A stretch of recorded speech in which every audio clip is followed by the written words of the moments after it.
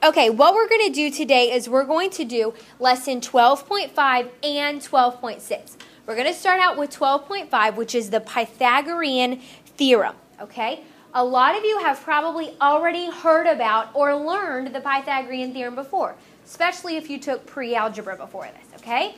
What the Pythagorean Theorem does is it tells us, or it gives us a formula for us to find the side lengths of a right triangle. Okay, a right triangle has a 90-degree angle. That's what makes it a right triangle, okay? Normally, this little box right here tells us that that is the angle that is 90 degrees. That's why they have it there, okay? So what you're going to have to do is you're going to have to know, okay, or memorize the Pythagorean Theorem. This is the formula here. A squared plus B squared equals C squared. I want everyone to write this down. One of your test and quiz questions is going to be, write the Pythagorean Theorem. So you will have to know this formula right here. You're going to have to memorize it, and you're going to have to know how to use it. All right, we all know that a triangle has three sides. So each of these letters represent a side of a triangle. The A and the B represent what we call the legs of the triangle. Now, the legs of the triangle are the two sides that are connected by the right angle box. That's how I always know what the legs are. And the legs, okay, they do not matter which order they're in. This could be A and this one could be B, or, okay, this could be B and this could be A. It does not matter which order the legs are in. We could do A squared plus B squared, or we could do B squared plus A squared. All right, the legs are interchangeable.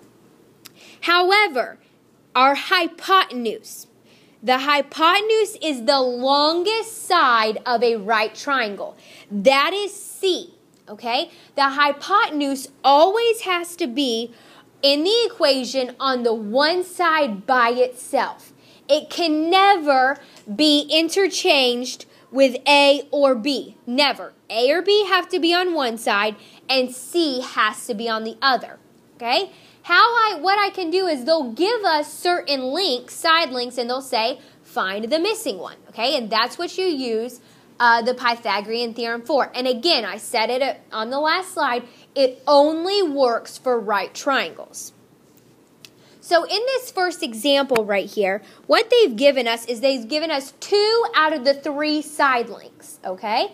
And they want us to find the third one. And I drew this little example triangle over here because I know for a lot of people they're visual learners, and so it's easier to see the actual side lengths on the triangle. So we'll use it to plug in our values. What they've told us in this first example is A is equal to 8 and B is equal to 15. What is C? First of all, which one of these letters is my hypotenuse? C. Okay, I have to know that. So, on this example triangle right here, I know that my legs are going to be this side and this side because they're connected by the right angle box. And so I know that A is 8 and B is 15. But I do not know what C is. Okay, C is always the hypotenuse, the longest side of a triangle. So what I'm going to do is I'm going to use my formula, A squared plus B squared equals C squared, to find out what C is. So I plug in my numbers. 8 squared plus 15 squared equals C squared. First step, what you always do is square everything you can. So 8 squared is 64. 15 squared is 225. Equals C squared. I can't square C because I don't know what number it is. All right? Now, I want to combine like terms. 64 plus 225 is 289 equals C squared. Now, I want to find out what C is, and C does not equal 289. In order to do that, okay, I'm going to have to do the opposite of what is happening right now to C. C is being squared. So the opposite of that is the square root. Whatever I do to one side, I've got to do to the other. When I square root it, it cancels out that squared, and I'm just left with C. And the square root of 289 is 17.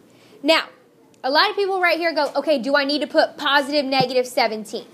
No, because whenever you're measuring something, there is no such thing as a negative measure. When you measure something, you're taking up space. Okay, you're never going to be able to have a negative measure. Okay, that would mean it doesn't exist minus some more. Okay, so it's always going to be positive. All right, so let's do the Pythagorean theorem again whenever they give us A and C this time. So I'm going to erase my values off my triangle and rewrite them. A is 2. B is we don't know, and C is 7. So I'm going to use my formula, A squared plus B squared equals C squared, and plug in my numbers. 2 squared plus B squared equals 7 squared. 2 squared is 4, plus B squared equals 49. Then I want to combine like terms, so I subtract 4. And I get B squared equals 45. Then I need to get B by itself, so I do the square root of both sides. Now, if you notice right here, 45 does not have an exact square root. So what I have to do is I have to simplify the radical, which is going to be 3 times the square root of 5, which I would know that by either plugging it in my calculator or doing upside down division. Okay? So, I never, ever, ever want you to change this to a decimal. I want you to keep it as a radical expression, okay? Anybody have any questions about how to keep it as a radical expression? Okay, so the next example that we have is determine if it is a right triangle. So what they've done, okay, is they've given us all 3 side lengths already, okay? And they want us to find out, is it a right triangle? Remember, we said this before, the Pythagorean theorem only works on right triangles. You can't use it for every single triangle that's out there, okay? It only works for a right triangle. So what I do is I can plug these numbers into the Pythagorean theorem and see if they equal one another. But before I do that, you look at these triangles and you go, but there's no 90-degree angle. So how do I know what the legs are and how do I know what the hypotenuse is? Okay, this is all you do. The legs are interchangeable, so it's most important that I know what the hypotenuse is, because C has to be on that other side by itself. C will always be the biggest number. So I look at this first triangle. C has got to be 29. It will never be one of the smaller numbers. It's always the largest. And then it does not matter which one of these other ones I make A and which ones I make B. I can make 21A and I can make 20B, or I can make 20A and 21B. It's not going to make a difference. Okay, so I plug it in. 21 squared plus 20 squared equals 29 squared. And I knew my hypotenuse was 29, so I had to put it on the other side. I just plugged it into the Pythagorean theorem. Now, what I do is I square all of these numbers, okay? 21 squared is 441, plus 20 squared, which is 400, equals 29 squared, which is 841. Now, all I need to do is figure out if these added together equals C. 400 plus 441 does equal 841. So since it checked out, since they equal one another, yes, it's a right triangle.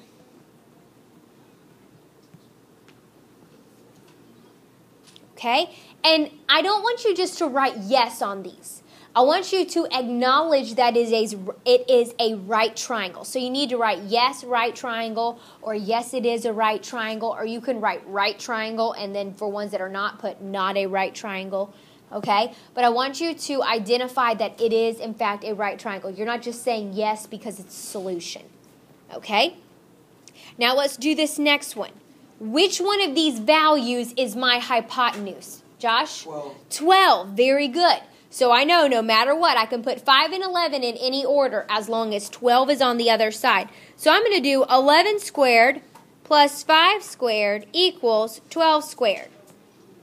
11 squared is 121 plus 5 squared, which is 25, equals 12 squared, which is 144.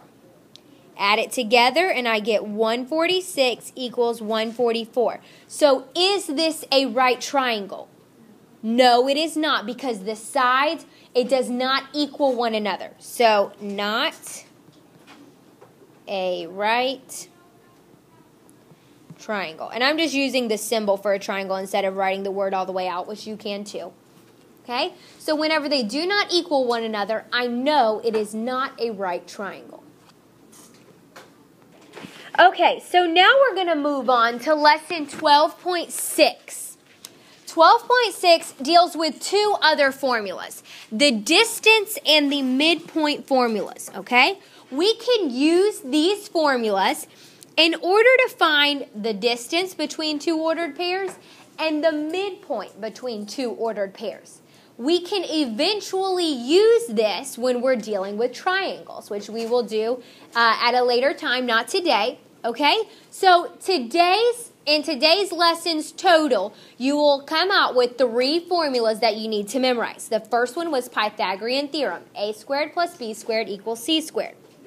The next one is the distance formula, okay? Now this distance formula looks really hard and complicated, like it would be something that, you would use in calculus, but it's not, okay? It's actually very simple. It just has a lot of different numbers to signify different things. So we have d equals, which d stands for distance, d equals the square root of x2 minus x1 squared plus y2 minus y1 squared. And what you're going to use this for is you're going to use this when you have 2 ordered pairs and they want you to find the distance between the 2 of them. So I could have something like 2 and 6 and 5 and 1, and they want me to find the distance between these 2 points, because it could look something like this. Normally, if it was a point that went straight across, well, I can find the distance. It just goes 4 over or whatever it is. But when it's a diagonal line, it's not usually that easy. So we use the distance formula. And what these numbers right here are called subscripts when they're small and they're below. All that those do is they tell me the distance between x1 and x2, or they tell me the difference between x1 and x2. It's like having 2 people in your class that have the same name, okay? If I had a Ryan C and a Ryan S, okay? I would know the difference between Ryan C and Ryan S because of the C and the S, okay? That's what tells me the difference between the Ryans. That's exactly what tells me the difference between the X's and the Y's, okay? So, let's use the distance formula. What I'm going to do, all right, is I'm going to use the formula. I'm going to go ahead and write it. D equals the square root of x2 minus x1 squared plus y2 minus y1 squared. Okay, now let me let you in on a little secret. It does not matter what order you put the x2 and the x1 in. As long as you have the x's in that parentheses, it does not matter. And I'll show you in a second. So I normally always like to put in the x's as I see them. It does not matter the order. But 90% of the mistakes that are made on these problems are because people look at this and they go x, x, y, y. Is that how an ordered pair is written? No. An ordered pair is written x, comma, y and x, comma, y. You have to remember that. Another easy mistake that people make is they say, okay, x is 5, x is negative 3, and then they go to write it in and they write 5 and 7. They just quickly glance and they accidentally write the wrong ones in. So just check, double check what you're doing, okay? And I like to plug them in exactly like they give them to me. So I like to start with 5 minus negative 3 squared plus negative 1 minus 7 squared. Now, what do those 2 minus signs do? Turn into a positive, okay?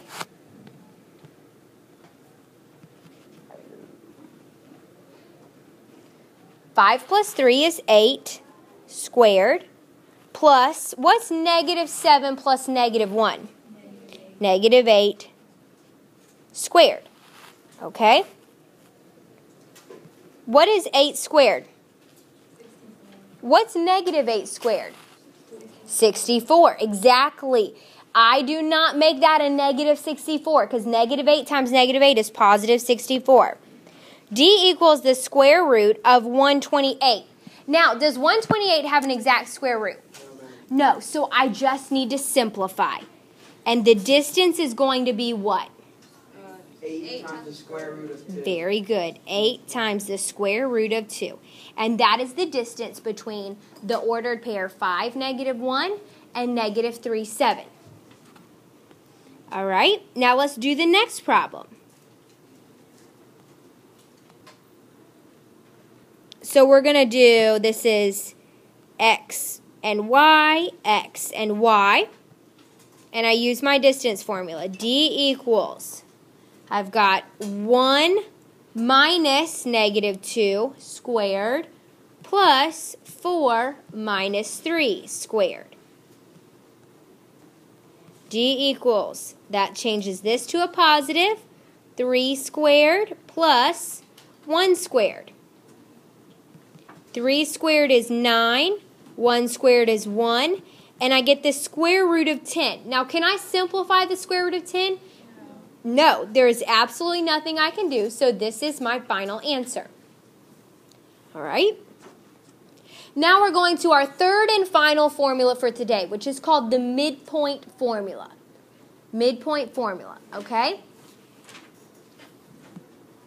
We've got, what the midpoint does is it tells me if I have a point here and it's connected to this point here, what is the exact middle point between those two?